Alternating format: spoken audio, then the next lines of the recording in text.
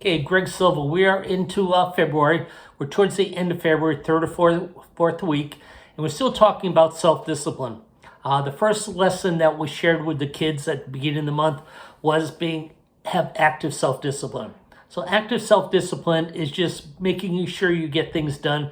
Don't get distracted from your goals. And the whole thing when we were doing the class, we said, what's active self-discipline? And they said, blocking out distractions, sir, or blocking out distractions, ma'am. Last week, we talked about reactive self-discipline. This is when something happens, and how are they going to react to it? They have self-discipline or self-control. I tried to really build up the value of martial arts because I know you do a lot of these lessons in front of the parents. So I was telling you to tell the kids that, hey, if something happens, so just remember you're a martial artist. You have self-control. You feel good about yourself. Don't let anyone take away your power. In other words, power being what you believe in yourself. Don't let anyone take that away by saying something negative to you. Now we're talking about proactive self-discipline. This one is really, really sharp because it's going to change the kids' lives because they're going to be prepared. So proactive self-discipline would be like, if they're at home, they heard the weather report, it's supposed to rain this afternoon, that when they get dressed to go to school, they're going to wear something, like have a raincoat with them, have an umbrella with them. They're just being prepared.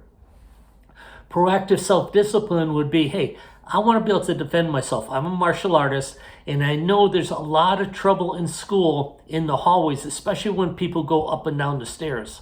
So you're going to avoid that. Or you're going to make sure that you're walking with a friend of yours. So if something does happen, you're not going to be there when it's going to happen. You're being proactive. Proactive self-discipline would be like, hey, I'm going to ride my bike today. Hey, I may fall. I got to make sure I wear my helmet. So you're just being prepared. So now it's just, hey, can we handle this? And they're just going, yes. And I say, how do you know you can handle this? They're going to go, I'm prepared. How you know you're going to do this self-defense techniques? I'm prepared. How you going to make sure you're ready for your next test? I'm going to be prepared. So being prepared is all about being proactive with your self-discipline. I hope you liked working with the kids this month. These are huge lessons for the kids. Self-discipline is tough. I know that. You know that. And all the parents that are watching class have had challenges with that. They decided to go on a good diet while they got distracted. All of a sudden they started going on diet and they had some negative feedback.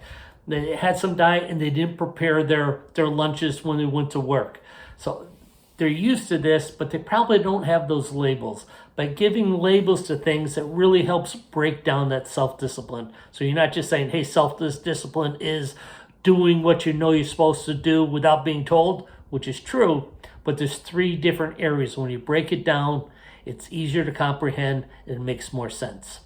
Enjoy this. If you have any questions during these classes, just email me at greg@gregsilva.com. I'll be glad to answer your questions. And make sure you're also on my Facebook page, which is Greg Silva Coaching. I cover a lot of this on the Greg Silva Coaching page. It's an easy way for us to converse through Messenger. Thank you. Have a great week.